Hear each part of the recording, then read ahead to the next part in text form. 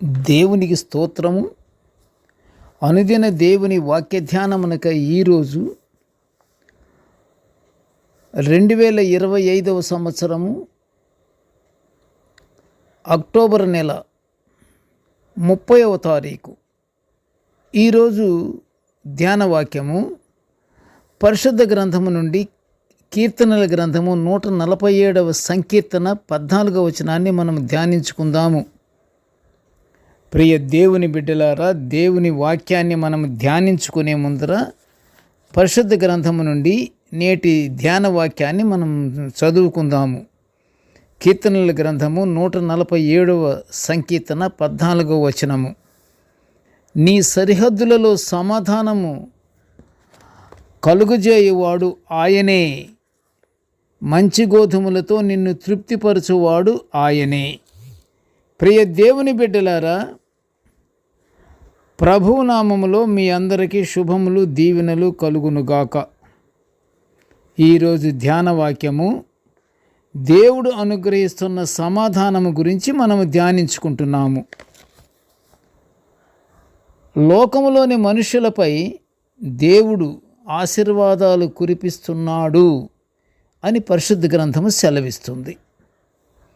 ప్రజలు నానా రకముల ఆశలు పెంచుకొని వాటి వలన ప్రయాసముతో మోయుచున్న భారాన్ని తీసివేసి విశ్రాంతి కలుగజేస్తాను, మీరు రండి, నా వైపు తిరగండి అని ప్రభువు సెలవిస్తున్నాడు. ప్రియ దేవుని బిడ్డలారా, దుష్టక్రియలు దుర్మార్గాన్ని విడిచి దేవుని సహాయాన్ని కోరిన మనిషికి సమాధానం కలుగజేస్తాను అని దేవుడు వాగ్దానం చేస్తున్నాడు కదా.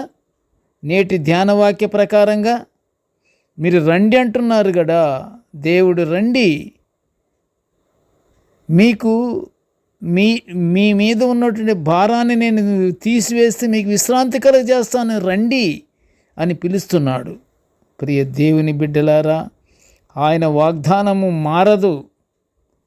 మనము మారాలి, ప్రభువుని విశ్వసించాలి, ఆయన ఆజ్ఞలను ఆయన కట్టడలను ఆచరించాలి. అప్పుడు ఆయన పిలవగానే మనము ఆయన్ని ఆశ్రయించటానికి మనకి ఆనందంగా మనకి అవకాశము కలుగుతుంది కదా. ప్రియ దేవుని బిడ్డలారా, అప్పుడు మన సరిహద్దులలో సమాధానము, నిత్య సంతోషాన్ని పొందుకుంటాము. మనకు సమృద్ధిగా ఆహారాన్ని అందించి మనల్ని తృప్తిపరిచే ప్రేమగల తండ్రి మనకున్నాడు అనేది మనము విస్మరించకూడదు, మర్చిపోకూడదు. దేవుడు ఉన్నాడు మన ఎడల, మన పక్షమున ఆయన ఉన్నాడు. మన పక్షమున ప్రభువారు విజ్ఞాపన చేస్తున్నాడు. మరి మనం కూడా ప్రేమ, వినయము, సహనము, ఓర్పు కలిగి తండ్రిని మహిమపరచాలి. యెహోవా దేవుని యందు భయభక్తులు కలిగి ఆయన త్రోవల యందు నడుచు వారందరూ ధన్యులు అని కీర్తనకారుడు 128వ సంకీర్తన 1వ వచనములో కీర్తిస్తున్నాడు. అదేవిధంగా ధన్యత పొందుకున్న వారికి సమాధానము కూడా అనుగ్రహించబడుతుంది అని చెప్తున్నాడు ప్రభువారు. ధన్యత పొందిన వారికి మేలు కూడా కలుగుతుంది అని పరిశుద్ధ గ్రంథం సెలవిస్తుంది. ప్రియ దేవుని బిడ్డలారా, అయితే నేటి రోజులలో అనేక ప్రాంతాలలో ప్రచండ వర్షాల వలన, తుఫాను వలన ముంచెత్తినటువంటి వరద బాధితుల క్షేమం గురించి దేవునికి మనం ప్రార్థనలు చేయాలి. నిలువ నీడలేక ఇండ్లన్నీ కొట్టుకుపోతూ నానా రకాలుగా బాధలు పడుతూ ఆశ్రయము దొరకక అల్లాడిపోతున్నారు వరద బాధితులు. ప్రియ దేవుని బిడ్డలారా, ఆనాడు ప్రచండ వర్షాలు, ఉరుములు, వరదల వలన బాధపడ్డ ప్రజల క్షేమం కొరకు మోషే ఏం చేశాడు?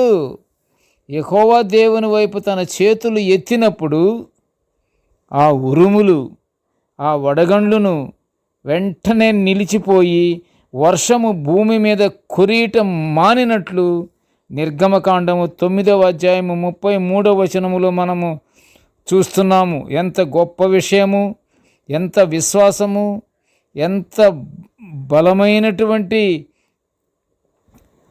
ఆశతో దేవుని అడిగాడు. ఆ ప్రజల క్షేమం కొరకు, వాళ్ళు వరదల వలన బాధపడుతున్నటువంటి ప్రజల క్షేమం కావాలని యెహోవా దేవుని చేతులెత్తి, ప్రభువా వీరిని కాపాడు అనగానే ఆ ఉరుములు, ఆ వడగండ్లు మొత్తం ఆగిపోయినాయి. ఆ ప్రకారంగా మనము నిర్గమకాండంలో మనం చూస్తున్నాం 9వ అధ్యాయం 33లో. ఆ ప్రకారమే నేటి వరద బాధితుల క్షేమం గురించి మనమందరము దేవునికి ప్రార్థన చెయ్యాలి. ఎందుకు ప్రార్థన చెయ్యాలంటే, అంతేకాదు ప్రియ దేవుని బిడ్డలారా, ప్రభువు తుఫానును ఆపివేసినట్లు, లోన నుండి వస్తున్న తరంగాలు కూడా ఆపివేసినట్లు కీర్తనల గ్రంథము 107 సంకీర్తన 29లో మనము చూస్తున్నాము. మరి ఇంకేమి, మనకి అంతటి ఆత్మీయ ప్రేమ కలిగినటువంటి దేవుడు మన ఎడల ఉన్నప్పుడు వరదల వలన అనేక మంది చిక్కుకుపోయి అల్లాడిపోతున్నటువంటి కుటుంబాలకి క్షేమం కలుగ చేయటానికి మనం ఏం చేయాలి? ఒకటి ఆయుధము. ఏం ఆయుధం అది? ప్రార్థన అనే ఆయుధము. ఆ ప్రార్థన అనే ఆయుధాన్ని మనము గట్టిగా పట్టుకొని విశ్వాసముతో దేవుని మనము ప్రార్థిస్తే ఉరుములుండవు, వరదలుండవు, తుఫాను ఉండదు. వరద బాధితులు మరలా క్షేమంగా ఉంటారు. కనుక ప్రియ దేవుని బిడ్డలారా, ఇప్పుడే మనమందరము వారి గురించి మనము ప్రార్థన చేసి వారికి ఆశ్రయము కలుగునట్లుగా మనం దేవుని మనము కోరుకుని ప్రతి ఒక్కరికి జయము కలిగేటట్లుగాను, ఆపదల నుంచి తప్పించుకునేటట్లుగాను మనము ప్రార్థనలతో మనము దేవునికి విన్నపాలు చేయాలి. ప్రార్థన చేసుకుందాము. కృపగల తండ్రి, జీవముగల నాయనా, నీ పాదములకు స్తోత్రములు. దేవా, మా యొక్క సరిహద్దులలో సమాధానము కలుగు చేయమని తండ్రి నీ పాదముల చెంత మేము మొరపెట్టుకుంటున్నాము తండ్రి. ఇదిగో నాయనా, నీ దివ్యమైన వాక్యాలను మేము నిత్యము ధ్యానించుకుని ఈ గొప్ప భాగ్యాన్ని మాకు అనుగ్రహించినందులకు నీకు ఘనమైన స్తోత్రములు నాయన. తండ్రి, నేటి ధ్యాన వాక్యాన్ని వినుచున్న ప్రతి బిడ్డను ఆశీర్వదించయ్యా. కృపగల తండ్రి, ప్రచండ ప్రళయ ఉరుములు, వరదలు నాయన, తుఫాన్లో అనేక మంది బిడ్డలు, కుటుంబాలు చిక్కుకుపోయి అల్లాడుపడుతున్న వారిని దేవా నువ్వు కాపాడు నాయన. నీవు ఆనాడు ఏ విధంగా అయితే తుఫానుని గద్దించి ఆపించావు ప్రభువా, ఆ ప్రకారంగానే ఇప్పుడు ఆపించి ప్రతి ఒక్కరికి క్షేమము కలుగు చేయమని నీ పాదముల చెంత మొరపెట్టుకుంటూ వేడుకుంటున్నాము తండ్రి. ఆమెన్. దేవుడు మనల్నందరినీ బహుగా దీవించుగాక. Amen, amen, amen.